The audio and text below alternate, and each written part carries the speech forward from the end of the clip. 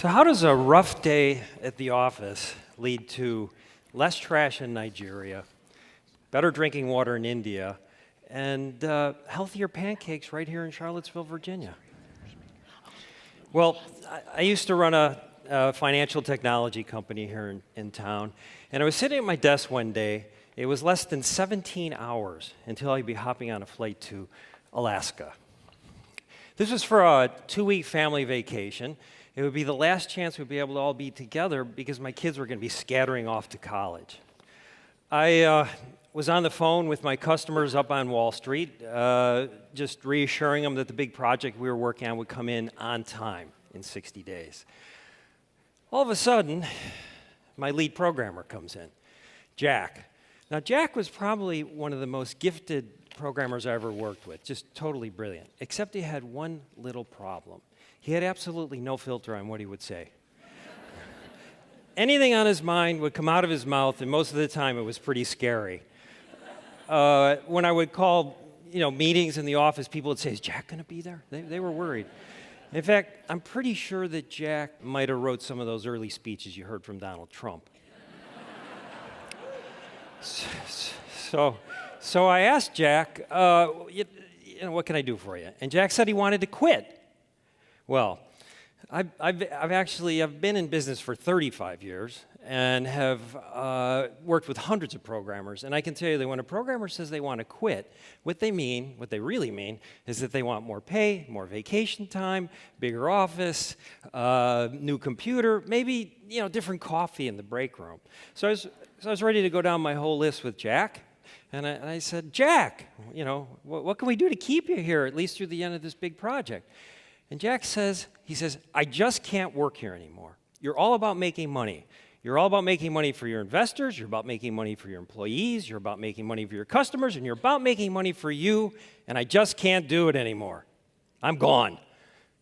Well, Jack, that's what we do. We make money. It's business. That's how we keep the lights on. So that was it. That was his last day, and he left.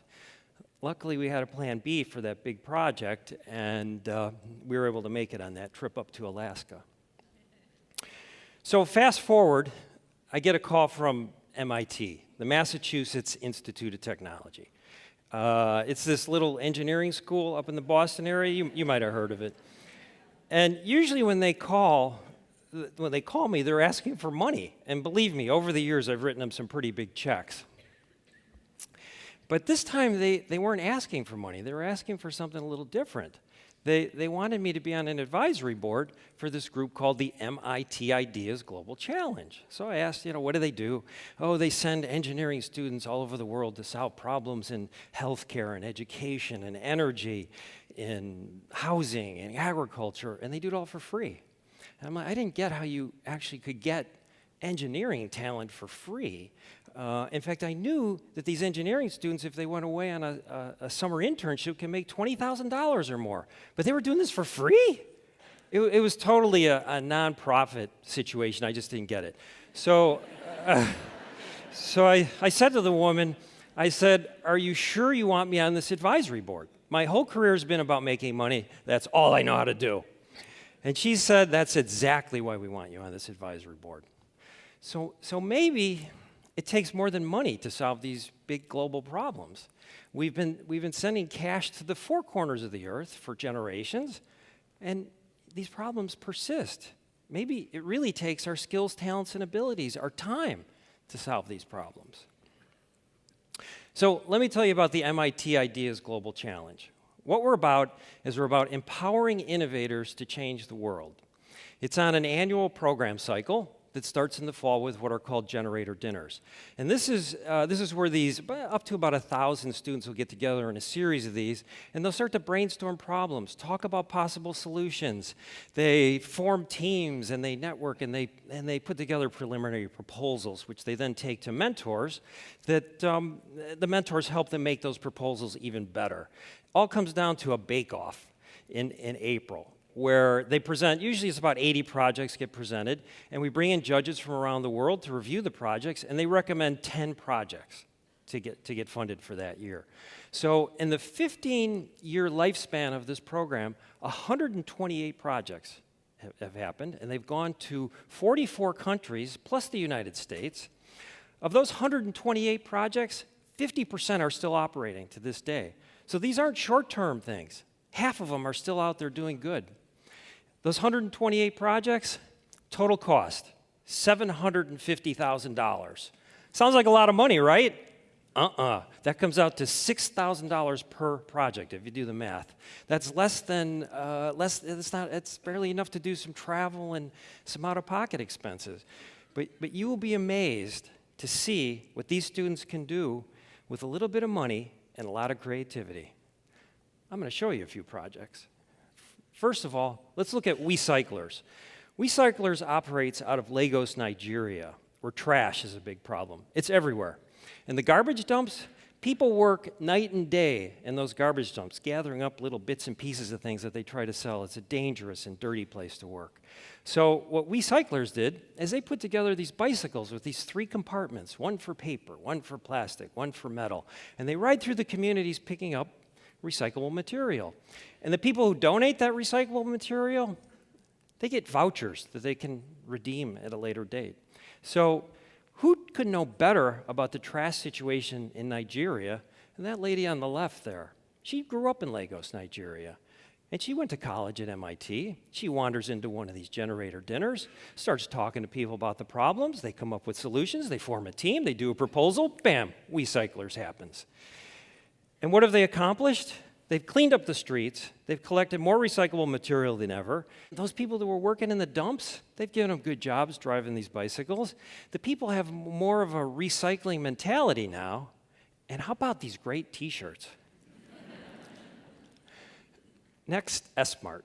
S-Mart operates in rural India, where each one of the towns and villages will have a little shop like this that sells some spices and some, food items and things like that.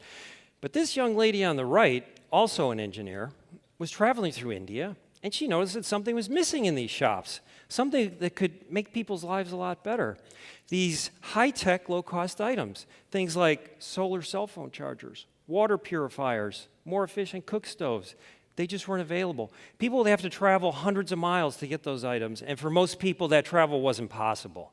So what S-Mart did was they came up with a distribution plan to get those items out to the shops. So now you can get things like these cranking flashlights that they don't need batteries. They're great if you don't have reliable electric power. And how about a water purifier? That makes a big difference in a family's health situation. So Love Grains. Love Grains operates out of Ethiopia, where they have a grain called teff. This is one of these superfoods. It's high in protein, high in calcium, high in fiber, much more nutritious than wheat or brown rice. But the problem the farmers had was raising enough money at the beginning of the season to actually plant the crop, and then they didn't have a consistent market for the crop after it was harvested. So what Love Grains did is they gave them some assistance up front with the planting, and then they created a packaged pancake and waffle mix that you can get in places like Whole Foods.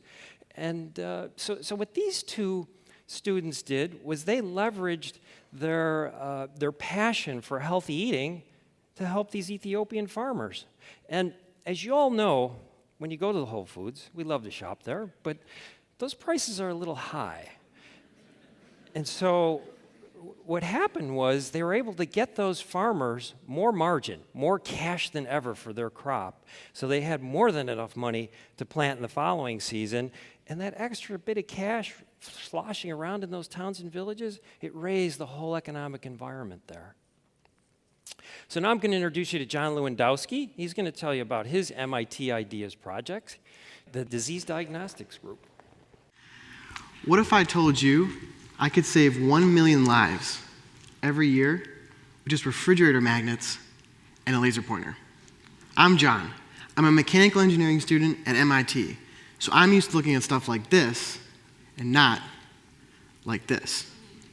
I wasn't even interested in diagnostics until my best friend got malaria, and his parents told me that the mosquito was the deadliest creature on the planet. And I said, now how could that be? It's so tiny. Well, Meet Emmanuel.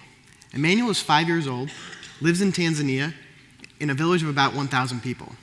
He thinks he got bit by that very same mosquito earlier today.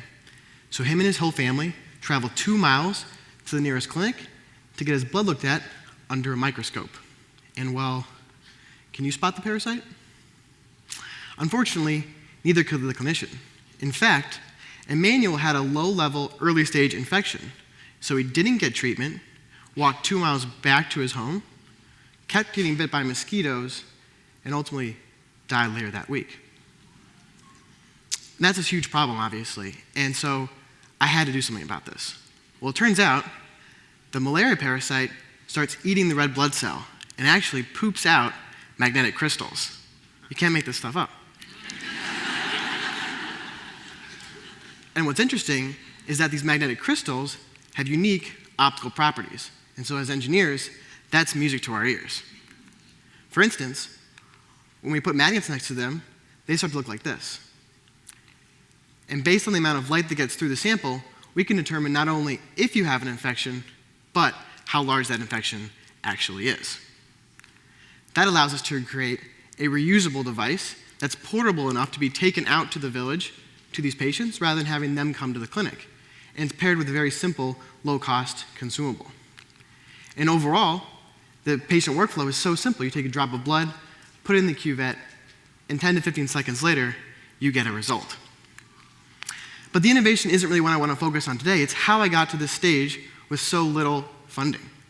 In fact, being an engineer, I was able to design that prototype and order most of the components I needed just off of Amazon and eBay for no more than $100. And actually, using the fabrication labs at MIT, I was able to 3D print the housings, cut and solder the circuit boards, and assemble most of the devices just using normal equipment in a machine shop. And so deploy them around the world we did. I'm happy to say today that we've tested over 2,000 patients in 9 different countries on 5 different continents. And so that's how DDG was born. It's because clinicians and advisors invested the time into telling me about the problem, and MIT allowed me to invest time into a project that I cared about and really thought could change the world.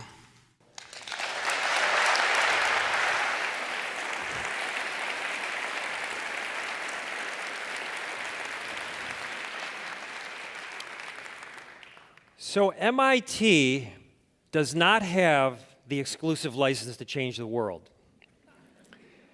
What kind of skills, talents, and abilities do you have that might help a nonprofit? Maybe one right here in town, like maybe Habitat for Humanity or the Community Investment Collaborative. I know a lady that works at the UVA hospital, and she's really a great Indian cook. And what she does is she uses the industrial kitchens down at the Haven to run cooking classes. And then she donates all those proceeds back to the Haven. So the next time you get a call from a nonprofit, write them a check, but also ask them, what can I do to help? And when you look back on what you did, you just might find that what really changed for the good was you. And by the way, thanks, Jack.